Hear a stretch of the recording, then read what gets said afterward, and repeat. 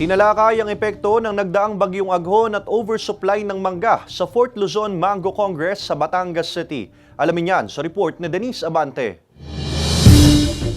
Solusyon sa kinahaharap na problema sa oversupply at epekto ng pananalasa ng bagyong Aghon ang nais marinig ni Mang Nelson sa kanyang pagdalo sa 4th Luzon Mango Congress sa Batangas City. Sa daang ektaryang inuupahang taniman ng mangga sa iba't ibang bayan sa Batangas, mahigit 1 milyong piso daw kasi ang nalugi sa kanya nang manalasa ang bagyong Aghon. Mahirap talaga dahil yan ang ibinubuhay ko sa pamilya ko. Wala naman akong ibang hanap buhay kundi mangga. Sana magkaroon dahil sa totoong buhay ang nagiging tulong sa amin ng gobyerno, abono. Paano, yun, nakakapagpabunga, nadadagdagan ng bunga, gumaganda, lumalaki. Kaya lang hindi sapat. Financial assistance, parang malabo at ang maaprubahan.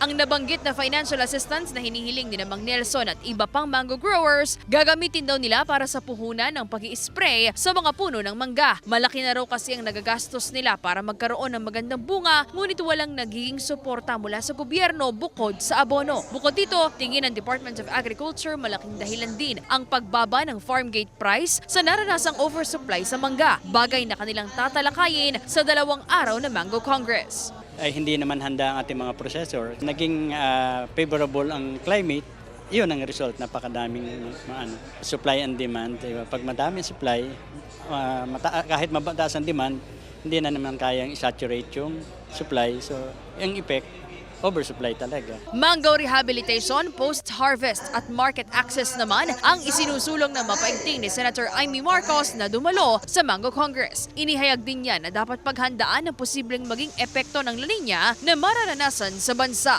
Sana naman, talaga naman, seryosohin natin to. Additional market access, post-harvest. Sana naman yung roadmap, ibuo na talaga na medyo totoo. Sana naman yung mga farm-to-market road.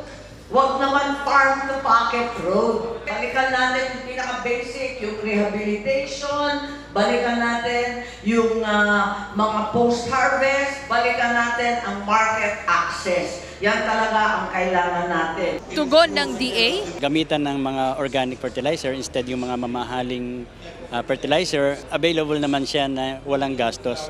Medyo labor cost lang, pero in effect, mababa ang production cost, malaking bagay. Sana, before pumasok yung talagang La Nina mismo, ay dapat nakapag-harvest na. Bagamat malaki ang problemang kinahaharap sa industriya ng pagmamangga, malaking tulong daw ang isinagawang Mango Congress para marinig ang hinaing ng mga mango growers ayon kay Mang Willie. Magkakaroon po ng mga opinyon ng iba't ibang nagmamanggahan at may mga latest technology tayong ma-adapt na pwedeng mai-apply sa lugar na kung saan nagkakaroon tayo ng mga problema. Kasama si Buhay Adante Jr., Denise Abante, Balitang Southern Tagalog.